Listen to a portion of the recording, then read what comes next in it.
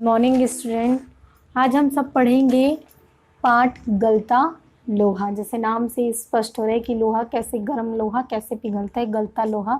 और इस पाठ के लेखक हैं शेखर जोशी।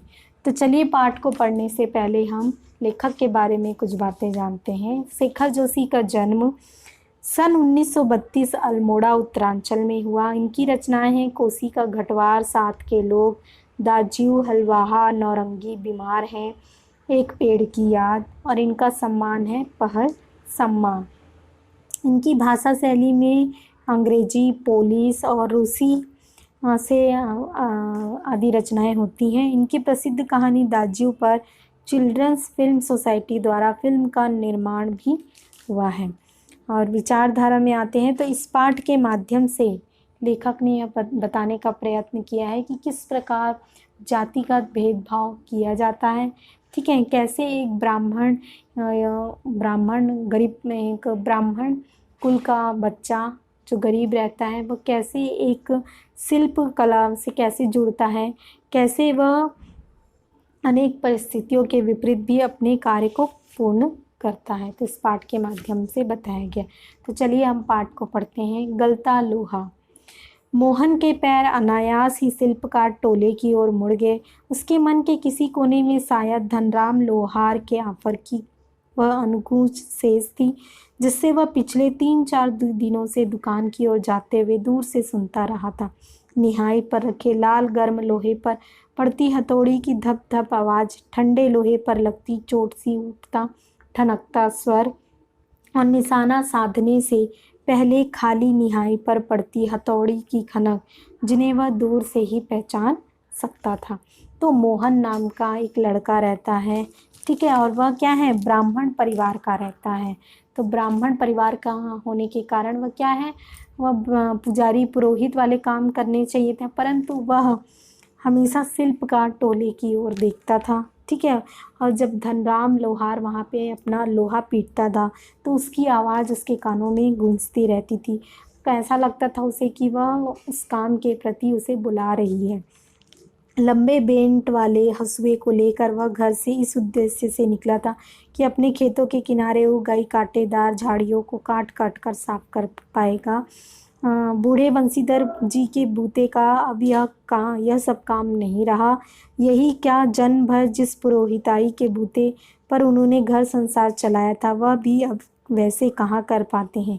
यजमान लोग उनकी निष्ठा और संयम के कारण ही उन पर श्रद्धा रखते, लेकिन बुढ़ापे का जर्जर शरीर अब उतना कठिन श्रम और व्रत उपवास नहीं झेल पाता। सुबह सुबह जैसे उससे सहारा पाने की नीयत से ही उन्होंने गहरा निश्वास लेकर कहा था, आज गणनाथ जाकर चंद्रदत्त जी के लिए रुद्री पाठ करना था। अब मुश्किल ही लग रहा है। यह 2 मील की सीधी चढ़ाई अब अपने बूते की नहीं, एकाएक ना भी नहीं कहा जा सकता, कुछ समझ नहीं आता। अर्थात उसके पिता बता रहे हैं, पिता के बारे में वह बताता है कि जो मोहन है वह घर से अपने खेत खलिहानों में जो घास रहती है, आपने देखा होगा खेतों के बगल में हरी हरी घास उग जाती है जो कि खेत में जो फसल है उससे रिलेटेड नहीं होती, वह अलग सी होती है। तो उसे काटने के लिए वह हंसिया लेकर जाता है। ठीक है, लेकिन वह मन ही मन सोचते हैं कि उसके पिताजी बूढ़े हो गए हैं, अब पुरोहिताई का काम नहीं कर पा रहे, उनका शरीर साथ नहीं दे रहा है उपवासों को करने के लिए। तो वह अपने पिता के इन गुणों को बताते हुए सोचते हुए आगे जाता है।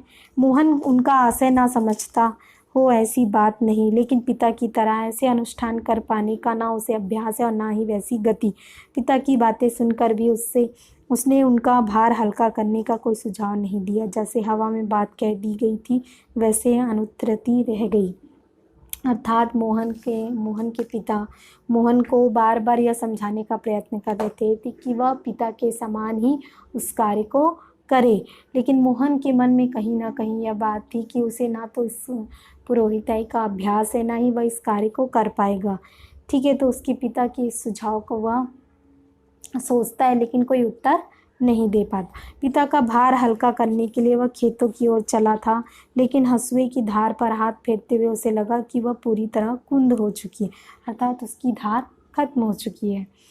तो तो धनराम अपने बाएं हाथ से धौकनी फूंकता हुआ दाएं हाथ से भट्टी में गर्म होते लोहे को उलट पुलट रहा था। उसे धनराम का चेहरा नजर आता है और मोहन भट्टी से दूर हटकर एक खाली कनिस्तर के ऊपर बैठा उसकी कारीगरी को बारीकी निगाहों से देख रहा था। मोहन उस धनराम के कार्य को देखता है कि वह कैसे कार्य कर रहे हैं। मास्टर त्रिलोक सिंह तो अब गुजर गए होंगे, मोहन ने पूछा। वे दोनों अब अपने बचपन की दुनिया में लौट आए था। धनराम और मोहन दोनों एक ही कक्षा के पढ़ने वाले विद्यार्थी थे। तो धनराम जो है अपने गुरुजी यानी मास्टर त्रिलोक सिंह के बारे में पूछता है। धनराम की आंखों में एक चमक सी आ गई। वह बोला, माँ साहब भी क्या आदमी थे लला, अभी पिछले साल ही गुजरे। सच कहूँ आखिरी दम तक उनकी छड़ी का डर लगा ही रहता था। मास्टर जी के बारे में बोल रहे हैं कि उनकी मार का डर सभी को रहता था। दोनों हो कर हंस दिए। कुछ क्षणों के लिए वे दोनों ही जैसे किसी बीती हुई दुनिया में लौट गए। अर्थात आप सभी भी जब बचपन को याद करते हैं तो किस टीचर ने क्या कहा, कैसे कहा, तो उन सारी बातों को हम याद करते हैं। तो यहाँ पे मोहन और धनराम भी वही कार्य कर रहे हैं। गोपाल सिंह की दुकान से हुक्के का आखिरी कस खींच कर त्रिलोक सिंह स्कूल की चारदीवारी में उतरते हैं। थोड़ी देर पहले तक धमा चौकड़ी मचाते, उठा पटक करते और बांज के पेड़ों की टहनियों पर झूलते बच्चों को जैसे सांप सूंघ गया। अर्थात जो बच्चे हल्ला करते थे उन्हें जैसे ही मास्टर जी चिल्लाते थे तो वे लोग क्या करते थे, डर जाते थे। मोहन मास्टर जी का चहेता विद्यार्थी था। पुरोहित खानदान का कुशाग्र बुद्धि का बालक, पढ़ने में ही नहीं गायन में भी बेजोड़ था। त्रिलोक सिंह मास्टर ने उसे पूरे स्कूल का मॉनिटर बना दिया। वही सुबह सुबह, हे प्रभु आनंददाता ज्ञान हमको दीजिए, यह पहला स्वर उठाकर प्रार्थना शुरू करता था। मोहन को लेकर मास्टर त्रिलोक सिंह को बड़ी उम्मीद थी कि वह आगे चलकर कुछ अच्छा काम करेगा। ठीक है, मोहन ठीक ठीक उत्तर देकर उन्हें संतुष्ट कर देता। तब वे उस फिसड्डी बालक को दंड देने का भार मोहन पर डाल देती। अब यहाँ पे बताएं कि मास्टर जी हैं कक्षा में किसी भी विद्यार्थी से प्रश्न पूछते थे, वो उत्तर नहीं दे पाते थे तो मोहन से प्रश्न पूछा जाता था और मोहन अगर उसका उत्तर दे देता था तो उसे मोहन को यह जिम्मेदारी दी जाती थी कि वह उस बालक को क्या दंड दे। पकड़ इसका कान और लगवा उसके 10 उठक बैठक, वे आदेश दे देते। धनराम भी उन अनेक छात्रों में से एक था जिसने त्रिलोक सिंह मास्टर के आदेश पर अपने हमजोली मोहन के हाथों कई बार बेत खाए थे या कान खिंचवाए थे। अर्थात धनराम भी मोहन के साथ पढ़ने वाला कक्षा का विद्यार्थी था जो कई बार मास्टर जी के कहने पर मोहन से मार खाई थी और साथ में क्या की थी, कान खिंचवाई। इसका एक कारण शायद यह भी है कि बचपन से ही मन में बैठा दी गई जातिगत हीनता के कारण धनराम ने कभी मोहन को अपना प्रतिद्वंदी नहीं समझा, बल्कि वह उसे मोहन का अधिकार ही समझता रहा। अर्थात यहाँ पे बताया गया है कि धनराम मोहन से पढ़ने में थोड़ा कमज़ोर था, लेकिन वह कभी भी मोहन को अपना प्रतिद्वंदी नहीं समझता। वह समझता था कि मोहन जो है उच्च कुल का है, इसलिए उसे पढ़ने का पूर्ण अधिकार है। त्रिलोक सिंह मास्टर का यह कहना है कि मोहन एक दिन बहुत बड़ा आदमी बनकर स्कूल का और उनका नाम ऊंचा करेगा। धनराम के लिए किसी और तरह से सोचने की गुंजाइश ही नहीं रखता था और धनराम वह गांव के दूसरे खेतिहर या मजदूर परिवारों के लड़कों की तरह किसी प्रकार तीसरे दर्जे तक ही स्कूल का मुंह देख पाया था। त्रिलोक सिंह मास्टर कभी कभार ही उस पर विशेष ध्यान देते थे। एक दिन अचानक ही उन्होंने पूछ लिया, धनवा 13 का पहाड़ा सुना? 12 तक का पहाड़ा तो उसने किसी तरह याद कर लिया, लेकिन 13 का पहाड़ा उसके लिए पहाड़ हो गया। 13 एक कम 13, 13 दूनी 24। सटाके एक सीटी उसकी पिंडलियों पर साहब ने लगाई थी, वह टूट गई। गुस्से में उन्होंने आदेश दिया, जा नाले से एक अच्छी मजबूत संटी तोड़कर ला, फिर मुझे 13 का पहाड़ा याद कराता हूँ। अब यहाँ पे बता रहे हैं धनराम क्या है, खेतीहर मजदूर करने वाला एक गरीब परिवार का लड़का है जो जैसे तैसे तीसरी कक्षा तक पहुँच जाता है और अचानक से मास्टर जी उसे 13 का पहाड़ा पूछते हैं तो वो किसी प्रकार 12 तक पहाड़ा याद करता है, लेकिन 13 के पहाड़े में जैसे ही पहुँचता है तो वह 13 का पहाड़ा उसे पहाड़ लगने लगता है। तो मास्टर जी उसे 13 का पहाड़ा याद करने के लिए उसे एक डंडी लाकर देने बोलते हैं। त्रिलोक सिंह मास्टर का यह समान नियम था, सजा पाने वाले को ही अपने लिए हथियार भी जुटाना होता था। अर्थात मास्टर जी का कहना था कि जो सज़ा जिसे देनी है वही खुद अपनी सज़ा के लिए हथियार का प्रबंध करें। जाहिर है बलि का बकरा अपने से अधिक मास्टर के संतोष को ध्यान में रख कर टहनी का चुनाव कैसे ऐसे करता जैसे वह अपने लिए नहीं बल्कि किसी दूसरे को दंडित करने के लिए हथियार का चुनाव कर रहा हो। धनराम की मंद बुद्धि रही हो या मन में बैठा हुआ डर कि पूरे दिन घूंटा लगाने पर भी उसे क्या है तेरा का पहाड़ा याद नहीं हुआ। छुट्टी के समय जब माँ साहब ने उसे दोबारा पहाड़ा सुनाने को कहा तो तीसरी सीढ़ी तक पहुँचते पहुँचते वह फिर लड़खड़ा गया, लेकिन इस बार मास्टर तिलोक सिंह ने उसे लाए हुए बेत का उपयोग करने के बजाय जबान की चाबुक चला दी। अर्थात उन्होंने मुंह से कहा, तेरे दिमाग में तो लोहा भरा है रे, विद्या का ताप कहाँ लगेगा इसमें। अब इस बार मास्टर जी ने उसे मारा नहीं बल्कि कहा कि तुम्हारे दिमाग में क्या है, लोहा भरा हुआ है, क्योंकि वह एक लोहार था। ठीक है, तो तुम विद्या का ताप कैसे सहन कर पाओगे। अपने थैले से 5-6 दरातियाँ निकालकर उन्होंने धनराम को उधार लाने के लिए पकड़ा दी थी। किताबों की विद्या का ताप लगाने की सामर्थ्य धनराम के पिता की नहीं थी। धनराम हाथ पैर चलाने लायक हुआ ही था कि बाप ने उसे धौकनी यानी लोहे के काम करने में उसे लगा दिया। फिर धीरे धीरे हथौड़े से लेकर घन चलाने की विद्या सिखाने लगा। फ़र्क इतना था कि जहाँ मास्टर तिलोक सिंह उसे अपनी पसंद का बेत चुनने की छूट दे देते थे, वहाँ गंगाराम इसका चुनाव स्वयं करते थे। जरा सी गलती होने पर छड़ बेत हत्ता जो भी हाथ लग जाता उसी से अपना प्रसाद दे देते। एक दिन अचानक गंगाराम चल बसे। अर्थात यहाँ धनराम के पिता के बारे में बताया गया है कि धनराम के पिता अपने बेटे को पढ़ाई लिखाई से दूर करके उसे क्या करते थे, काम में लगाते थे, लोहे के काम सिखाना चाह रहे थे। और अगर वह थोड़े से भी काम में गड़बड़ी करता था तो उसकी पिटाई उस लोहे के बेतों से कर देते थे। एक दिन गंगाराम की अचानक मृत्यु हो जाती है और पूरी विरासत को किसे संभालना पड़ता है, धनराम को। तो गंगाराम के चले जाने के बाद धनराम उस लोहार दुकान का मालिक होता है। पास पड़ोस के गांव वालों को याद नहीं रहा वे कब गंगाराम के ऑफर को धनराम का ऑफर कहने लगे।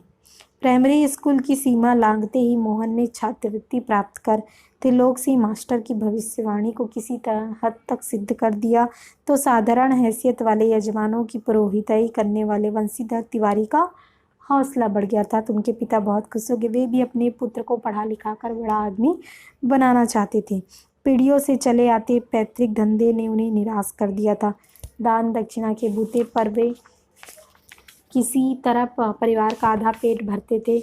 मोहन पढ़ लिख कर वंश का दारिद्र्य मिटा दे यह उनकी इच्छा थी, लेकिन इच्छा होने भर से ही सब कुछ नहीं होता। आगे की पढ़ाई के लिए स्कूल था वह गांव से 4 मील दूर था, यानी बहुत दूर था, तो उसे पार करके करना बहुत कठिन था। फिर भी वंशीधर ने हिम्मत नहीं हारी, लड़के का नाम स्कूल में लिखा दिया। बालक मोहन लंबा रास्ता तय कर स्कूल जाता और छुट्टी के बाद थका मांदा घर लौटता तो पिता पुराणों की कथाओं से विद्या व्यसनी बालकों का उदाहरण देकर उसे उत्साहित करने का प्रयत्न करते थे। अर्थात जो मोहन है वह थक जाता था क्योंकि स्कूल उसका बहुत दूर था, जिसके कारण वह थक जाता था। थका होने के बाद जब वह घर आता था तो उसके पिता बहुत सारे ऐसे बालकों का उदाहरण देते थे ताकि वह उस कार्य को कर पाए।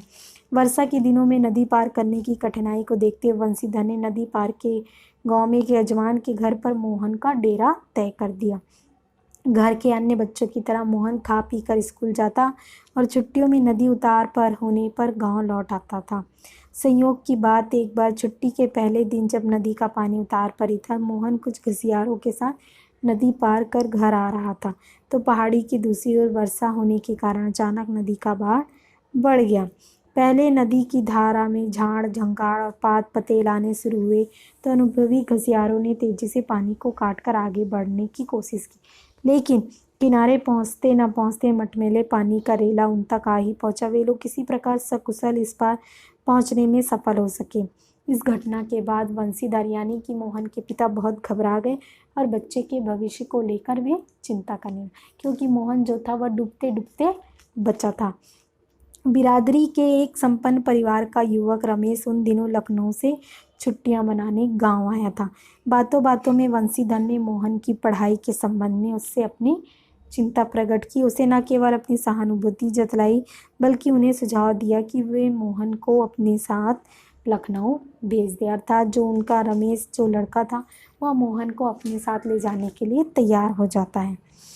घर में जहाँ 4 प्राणी हैं वहाँ एक और बढ़ जाने में कोई अंतर नहीं पड़ता, बल्कि बड़े शहर में रहकर वह अच्छी तरह पढ़ लिख सकेगा, ऐसा मोहन के पिता सोचते थे। बंसीधर को जैसे रमेश के रूप में साक्षात भगवान मिल गए। उनकी आंखों में पानी उछल छलाने लगा। भरे गले से उन्होंने कहा, बिरादरी का यही सहारा होता है। छुट्टियां शेष होने पर रमेश वापस लौटा तो माँ बाप और अपनी गांव की दुनिया से बिछुड़ कर सहमा सहमा यानी डरा डरा सा मोहन उनके साथ लखनऊ पहुंचा। मोहन का जिंदगी का एक नया अध्याय शुरू हुआ। घर की दोनों महिलाएं, जिन्हें वह चाची और भाभी कहकर पुकारता था, का हाथ बटाने के अलावा धीरे धीरे वह मोहल्ले की सभी चाचियों भाभीियों के लिए कामकाज में हाथ बटाने का साधन बन गया। अर्थात मोहन वह पढ़ाई करने के लिए जाता है, परंतु वहाँ के लोग उसे काम करने के लिए परेशान करते थे। मोहन थोड़ा दही ला दो बाजार से, मोहन ये कपड़े धोबी को दे दो तो, मोहन 1 किलो आलू ला दो तो।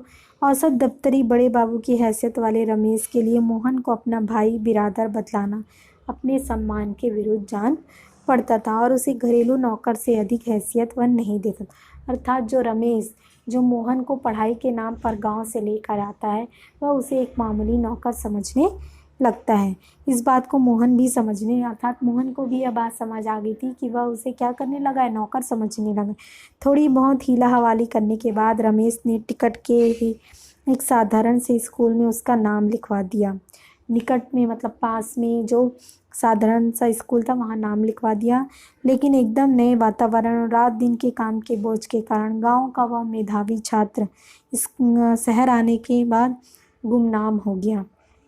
अर्थात वह पढ़ाई में फिर नहीं ध्यान दे पा रहा था। उसका जीवन एक बंधी बंधाई लीक पर चलता गया। अर्थात सुबह उठना है, इसका काम करना है, उसका काम करना है, यही उसका दिनचर्या बन गया। साल में एक बार गर्मियों की छुट्टी में गांव जाने का मौका भी तभी मिलता जब रमेश या उसके घर का कोई प्राणी गांव जाने वाला होता, वरना उन छुट्टियों को भी अगले दर्जे की तैयारी के नाम पर उसे शहर में ही गुजार देना पड़ता था। अगले दर्जे की तैयारी तो बहाना भरती, सवाल रमेश और उसकी गृहस्थी की सुविधा असुविधा का था। मोहन ने परिस्थितियों से समझौता कर लिया था, क्योंकि और कोई चारा भी नहीं था। घर वालों को अपनी वास्तविक स्थिति बतलाकर वह उसमें दुखी नहीं करना चाहता था। बंसीधर उसके सुनहरे भविष्य के सपने देख रहे थे। अब यहाँ पे बताया कि मोहन को किस प्रकार शहर जाने के बाद कठिनाइयाँ होती हैं, वह किन किन परेशानियों को जूझता हुआ अपने परिवार को ना बताता हुआ अपने जीवन को जीने लगता है। 8वीं कक्षा की समाप्ति कर छुट्टियों में मोहन गांव आया हुआ था। तब वह लौटकर लखनऊ पहुंचा तो उसने अनुभव किया कि रमेश के परिवार के सभी लोग जैसे उसकी आगे की पढ़ाई के पक्ष में नहीं है। बात घूम फिर कर जिस ओर से उठती है वह उसी मुद्दे पर जरूर खत्म हो जाती। हजारों लाखों BA MA मारे मारे बेकार फिर रहे हैं। ऐसी पढ़ाई से अच्छा तो आदमी कोई हाथ काम सीख ले। रमेश ने अपने किसी परिचित के प्रभाव से उसे एक तकनीकी स्कूल में भर्ती करा दिया। मोहन की दिनचर्या के प्रभाव से उसे एक तकनीकी स्कूल में कोई अंतर नहीं आया।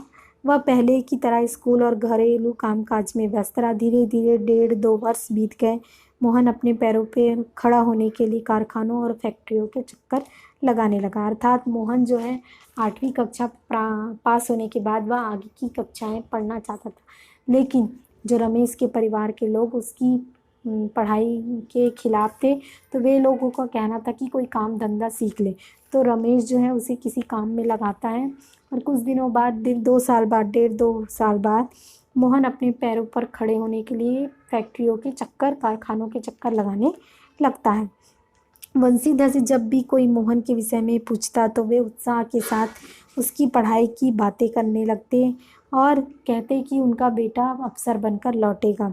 लेकिन जब उन्हें वास्तविकता का ज्ञान हुआ, जब उन्हें सच्चाई का ज्ञान हुआ, तो ना उन्हें गहरा दुख हुआ बल्कि उनका सपना टूट गया। धनराम ने भी एक दिन उनसे मोहन के बारे में पूछा था। घास का एक तिनका तोड़कर दांत खोदते उन्होंने बताया था कि उसके सेक्रेटेरिएट में नियुक्ति हो गई है। शीघ्र ही विभागीय परीक्षाएं देकर वह बड़े पद पर पहुंच जाएगा। धनराम को त्रिलोकसी मास्टर की भविष्यवाणी पर पूरा यकीन था। धनराम का कहना था कि मास्टर जी ने कहा था कि जो मोहन है वह आगे चलकर एक बड़ा अफसर बनेगा। दांतों के बीच में तिनका दबाकर असत्य भाषण का दोष न लगने का संतोष लेकर वंशीधर आगे बढ़ गए। अर्थात वंशीधर को सब सच्चाई पता थी, परंतु वे लोगों से झूठ कहते थे। यदि घास का तिनका दबाकर, कहा जाता है कि घास का तिनका दबाकर अगर हम कोई झूठ बोले तो वह झूठ नहीं होता है, उसका कोई पाप नहीं लगता है। धनराम के शब्द मोहन लला बचपन से ही पढ़ाई में बुद्धिमान थे, उन्हें बहुत देर तक कचोटते। अर्थात मोहन की पढ़ाई का जब तारीफ धनराम करता है तो उसके पिता को यह बहुत कष्ट होता है, क्योंकि इतना पढ़ा होने के बावजूद भी मोहन को किन कठिनाइयों से गुजरना पड़ा। त्रिलोक सिंह मास्टर की बातों के साथ साथ बचपन से लेकर अब तक के जीवन के कई प्रसंगों पर मोहन और धनराम बातें करते रहे। धनराम ने मोहन के हंसुए के फाल को बेत से निकालकर भट्टी में तपाया और मन लगाकर उसकी धार गढ़ दी। गर्म लोहे को ठंडा में होने में काफ़ी समय लग गया। धनराम ने उसी वापस बेत पहनाकर मोहन को लौटाते हुए जिसे अपनी भूल चूक के लिए माफ़ी मांगी हो। अर्थात जो भी गलती होगी उसके लिए धनराम माफ़ी मांगता है। बेचारे पंडित जी को फुर्सत नहीं रहती थी, लेकिन किसी के हाथ भिजवा देते तो मैं तत्काल बना देता। मोहन ने उत्तर में कुछ नहीं कहा, लेकिन हंसुए को हाथ में लेकर वह फिर वही बैठा रहा, जैसे उसे वापस जाने की कोई जल्दी ही नहीं। सामान्य तौर से ब्राह्मण टोले के लोगों का शिल्पकार टोले में उठना बैठना बिल्कुल नहीं हो जाता, वे उन्हें छूत मानते हैं।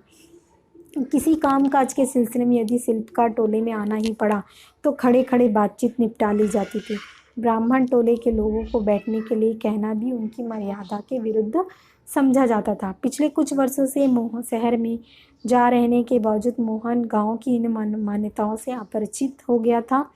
धनराम मन ही मन उसके व्यवहार से असमंजस में पड़ा था, लेकिन प्रगट में उसे कुछ नहीं कहा और अपना काम करता था। धनराम को मोहन का इस प्रकार बैठना उसे अच्छा नहीं लग रहा था, क्योंकि यह उनकी यानी ब्राह्मण परिवार के विरुद्ध थी। लोहे की एक मोटी छड़ को भट्टी में गलाकर धनराम गोलाई में मोड़ने की कोशिश कर रहा था। एक हाथ से सरसी पकड़कर जब वह दूसरे हाथ से हथौड़ी की को चोट मारता तो निहाई पर ठीक घाट में सिरा ना फंसने के कारण लोहा उचित ढंग से मुड़ नहीं पा रहा था। मोहन कुछ देर तक उस काम को देखता रहा और फिर अपना संकोच से आकर उसने दूसरी पकड़ से लोहे को स्थिर कर दिया था। जो लोहा हिल रहा था उसे अगर रोक देने से, स्थिर कर देने से वह क्या हुआ, अपनी सही जगह पे नाप तोलकर वह बराबर हो गया। फिर अभ्यस्त हाथों से धौकनी फूंककर लोहे को दोबारा भट्टी में गर्म करते और निहाई पर रखकर उसे ठोकते पीटते सुघड़ गोले का रूप दे दिया। मोहन का यह हस्तक्षेप इतनी फुर्ती और आकस्मिक ढंग से हुआ था कि धनराम को चूक का मौका ही नहीं मिला था। मोहन ने इतनी जल्दी से उस कार्य को किया कि धनराम से कोई गलती ही नहीं हुई। वह अवाक मोहन की ओर देखता रहा, अर्थात धनराम चुपचाप मोहन की ओर देखता रहा। उसे मोहन की कारीगरी पर उतना आश्चर्य नहीं हुआ जितना पुरोहित खानदान के एक युवक का इस तरह के काम और उसकी भट्टी पर बैठकर हाथ डालने पर हुआ था। मोहन मतलब जो धनराम है उसे कहीं ना कहीं यह बात खटक रही थी कि ब्राह्मण परिवार का होने के बावजूद वह लोहार के कार्यों में हेल्प कर रहा है। वह शंकित दृष्टि से इधर उधर देखने लगा। धनराम की संकोच, असमंजस और धर्म संकट की स्थिति से उदासीन मोहन संतुष्ट भाव से अपने लोहे के छल्ले की त्रुटिहीन गोलाई को जांच रहा था। उसने धनराम की ओर अपनी कारीगरी की स्वीकृति पाने की मुद्रा में देखा। उसकी आंखों में एक सर्जक की चमक थी, जिसमें ना स्पर्धा थी और ना ही किसी प्रकार की हार जीत का भाव। तो इसमें बताया गया है कि मोहन अपनी ज़िंदगी से क्या हो गया था, परेशान हो गया था, मतलब जो भेदभाव से परेशान हो गया था, तो वह कोई भी कार्य करने के लिए तैयार था। तो उसने देखा कि लोहारी के काम में उसे बहुत अच्छी जानकारी है, तो वह उस काम को करने के लिए तैयार हो गया। धनराम जो कि मोहन को कभी अपना प्रतिद्वंदी नहीं समझता था, लेकिन जब मोहन उसके लोहारी वाले कार्य में काम करने लगा तो भी वह उसे अपना प्रतिद्वंदी नहीं समझता था। तो इस पाठ के माध्यम से बताया गया है कि कहीं ना कहीं हम सभी जगह जातिगत भेदभाव को रखते हैं और जातिगत भेदभाव को रखने के कारण कई लोग बहुत से काम करने से चूक जाते हैं। दूसरी बात यहाँ पे ये है कि धनराम और मोहन एक ही विद्यार्थी, एक ही कक्षा के विद्यार्थी जो साथ में बड़े हुए, ठीक है। लेकिन जो धनराम है वह लोहे के कार्य में चले गया और मोहन जो है पुरोहित के कार्य में नहीं जा पाया। हालांकि वह पढ़ने में बहुत सक्षम था, उसकी बुद्धि थी, लेकिन उसकी परिस्थितियाँ, उसके जीवन की परिस्थितियाँ ऐसी थी कि वह किसी के घर में रहकर पढ़ाई करना चाहता था और वे लोग उसका दुरुपयोग कर रहे थे। तो इस प्रकार हमारा यह पाठ कंप्लीट होता है। अब है पाठ के अभ्यास। कहानी के उस प्रसंग का उल्लेख करें जिसमें किताबों की विद्या और घन चलाने की विद्या का जिक्र है। तो यहाँ इस पैराग्राफ में दिया हुआ है आगे, जहाँ घन और इसके बारे में बताया है। सेकंड है, धनराम मोहन को अपना प्रतिद्वंदी क्यों नहीं समझता था। धनराम मोहन को अपना प्रतिद्वंदी इसलिए नहीं समझता था क्योंकि वह मोहन को कभी भी यही सोचता था कि वह ब्राह्मण कुल का है तो उसे पढ़ने का पूरा अधिकार है, और मैं क्या हूँ, नीच कुल का हूँ, अर्थात लोहार हूँ, तो मैं गरीब परिवार का हूँ, तो मुझे पढ़ने का कोई अधिकार नहीं है। Thank you.